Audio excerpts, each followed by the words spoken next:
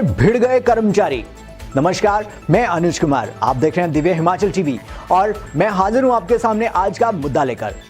हिमाचल के कर्मचारी हक के लिए सरकार से भिड़ गए। यही कारण है कि अब सरकार के खिलाफ बड़े मोर्चे खुल गए हैं। प्रदेश भर में तैनात एनएचएम कर्मचारियों ने हड़ताल कर जोर का झटका दिया है और यही वजह है कि उन्होंने स्वास्थ्य विभाग को अपनी अहमियत भी बता दी और अब और भी कर्मचारियों ने हल्ला बोल दिया है। क्या है हिमाचल का हाल और अब क्या होने वाला है खास? हम पहाड़ी में इसी पर चर्चा कर रहे हैं अनिल अग्निहोत्री और राजेश शर्मा। मुलाजिमों का महामोर्चा राजेश। देखिए राजेश, अब कर्मचारियों की मांगों पर पहले क्या हो रहा था जी, सरकार की ओर से धड़ाधड़ प्रतिक्रिया आ रही थी कुछ दिन पहले तक जी। अब कुछ दिनों से क्या हो रहा है, सरकार कोई प्रतिक्रिया नहीं सही है, हर वर्ग उठ रहा था, हमारा ये करिए, हमारा ये करिए, ये जी। करिए। सरकार अब खामोश जैसी हो गई है जी। यही कारण है कि पिछले 2 दिनों से, जैसे हम 2 या 3 दिन जब से वो मंत्रिमंडल की बैठक हुई है राजेश, जी।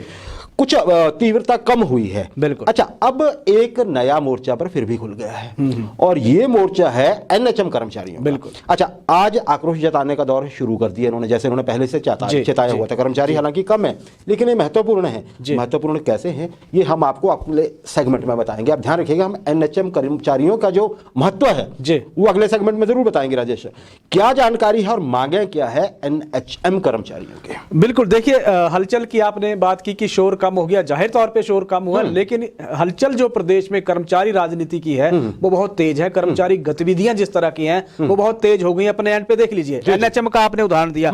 आज एनएचएम के कर्मचारी, जितने भी नेशनल हेल्थ मिशन के कर्मचारी हैं प्रदेश भर में, पहले तो 1600 से 1700 मतलब 1700 के बीच इन कर्मचारियों की संख्या है। तो इन कर्मचारियों की सीधे तौर पे प्रदेश भर में आज इन्होंने प्रदर्शन किया, सांकेतिक हड़ताल की। अग्निहोत्री जी सवाल लगातार सरकार से पूछ रहे हैं। 25 जनवरी तक की इन्होंने डेडलाइन दी थी सरकार को कि आप हमारी मांगे मान लीजिए। 2 मुख्य मांगे जिन पे ये फोकस कर रहे हैं, एक तो स्थायी नीति सरकार से मांग रहे हैं, दूसरा रेगुलर करने की बात कर रहे हैं और रेगुलर पे जो बाकी कर्मचारियों का है वही स्ट्रक्चर, उसी को फॉलो करने की लगातार ये मांग, कॉन्ट्रैक्ट की बात नहीं हो रही है, सीधे रेगुलर करने की बात हो रही है। ये लगातार मांग उठा रहे हैं। अब इन कर्मचारियों का कहना है कि देखिए, ये हैं कौन कौन से कर्मचारी जो एनएच, ऐसा नहीं है कोई इतने मतलब कोई ऐसा क्षीण वर्ग है या ऐसा दबा कुचला वर्ग है। इस वर्ग में डॉक्टर हैं, फार्मासिस्ट हैं, स्वास्थ्य कर्मचारी हैं, सुपरवाइजर हैं, लैब टेक्नीशियन इसमें आते हैं, डाटा एंट्री ऑपरेटर इसमें आते हैं, इसके अलावा बीपीएम यानी कि ब्लॉक प्रोग्राम मैनेजर इसमें आते हैं और ड्राइवर आते हैं इस वर्ग में। मतलब एक तरह से मिरर इमेज है ये बिल्कुल स्वास्थ्य विभाग की। बिल्कुल। अब पैरेलल एक तरह का सिस्टम है। अब इन्होंने सरकार को जो कहा है कि सरकार पे ये दोहरी नीति अपनाने का इन्होंने आरोप लगाया है। अब ये केंद्र की, क्योंकि केंद्र का स्कीम थी, केंद्र स्पॉन्सर्ड ये प्रोग्राम था एनएचएम,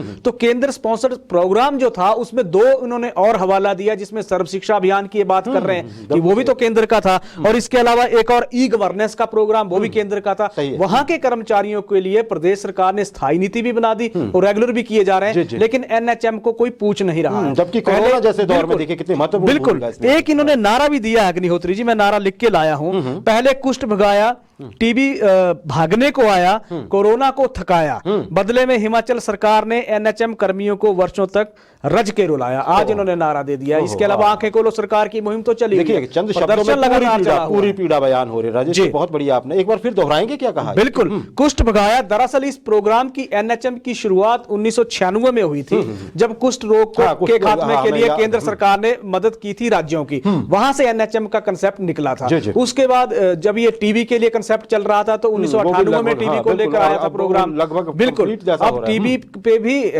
देश अब जीतने के करीब है। हिमाचल भी काफी हद तक कोरोना के मुश्किल दौर में आप देख लीजिए, वहां से इस कार्यक्रम की शुरुआत की। तभी इन्होंने कहा कि कुष्ठ भगाया, टीबी भागने को आया, कोरोना को थकाया, बदले में हिमाचल सरकार ने एनएचएम कर्मियों को वर्षों तक रज के रुलाया। ये इन्होंने नारा दिया है। ये इन्होंने आज पूरी पीड़ा अपनी पूरी बयां कर दी है। जी। अब देखते हैं सरकार इसको किस तरह से लेती है।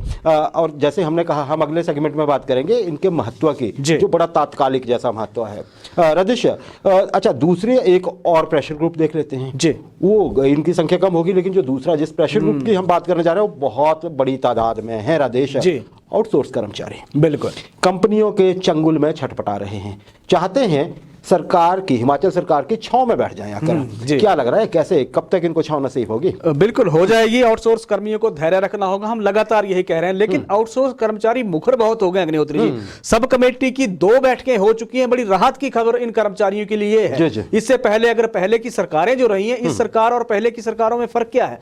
पहले की सरकारों में आउटसोर्स कर्मचारियों के लिए सीधे तौर पे कहा था कि हमारे पास प्रावधान नहीं है। वर्तमान सरकार की बात कर लीजिए तो 4 साल में सरकार ने सीधे तौर पे जिस तरह का प्रेशर इन कर्मचारियों का पहुंच रहा था, 35,000 कर्मचारी हैं, लगातार ये मांग कर रहे थे, लगातार दलीलें दे रहे थे।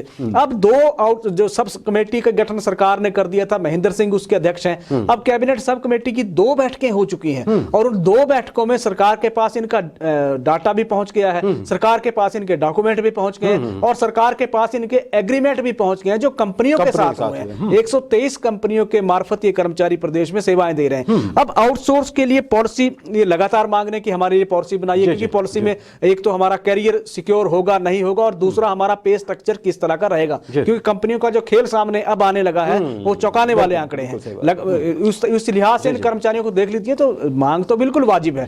अब इनका दबाव जो पूरा होने जा रहा है वो दबाव अब विधानसभा का जो बजट सत्र, क्योंकि आप देख लीजिए आप हिमाचल का बजट सत्र 23 फरवरी से लेकर 4 मार्च को तो बजट आ रहा है हिमाचल का, तो 4 मार्च को संभवतः बहुत बड़ी राहत इन कर्मचारियों को मिलने जा रही है, तो मुस्कुराने का मौका आ गया इनके लिए। राजेश, कल हमारे कार्यक्रम में मैं एक 2 कमेंट पढ़ रहा था, बड़े अच्छे कमेंट होते हैं, बड़े विटी कमेंट होते हैं जी। तो किसी ने, हमारे दर्शक ने लिखा था कि जी ये जो आउटसोर्स पे बनी है हाई पावर कमेटी, इसको लो पावर कहना चाहिए, इसकी पावर नहीं दिख रही है। लेकिन हम ये कहेंगे कि आप टाइमिंग देखिए, टाइमिंग बिल्कुल देखिए, बजट आने वाला है, बिल्कुल बजट से ठीक पहले बहुत जोर लगा है आपके मसले पे, और यही समझा जा सकता है, यही इशारे मिल रहे हैं सारे। हम हालांकि कोई कंफर्म नहीं कर रहे हैं, लेकिन इनपुट यही है कि बजट में आपके लिए कुछ होने जा रहा है, अच्छा होने जा रहा है। अच्छा राजेश, इसके अलावा अगर हम बात करें एसएमसी टीचर्स की, एसएमसी टीचर्स के रेगुलर होने की भी बात चली आ रही है कि शायद कहीं इनको कुछ तोहफा रेगुलर या कुछ ऐसा जैसा बड़ा तोहफा देने की सरकार तैयारी कर रही है। लेकिन साथ ही ये भी है कि बेशक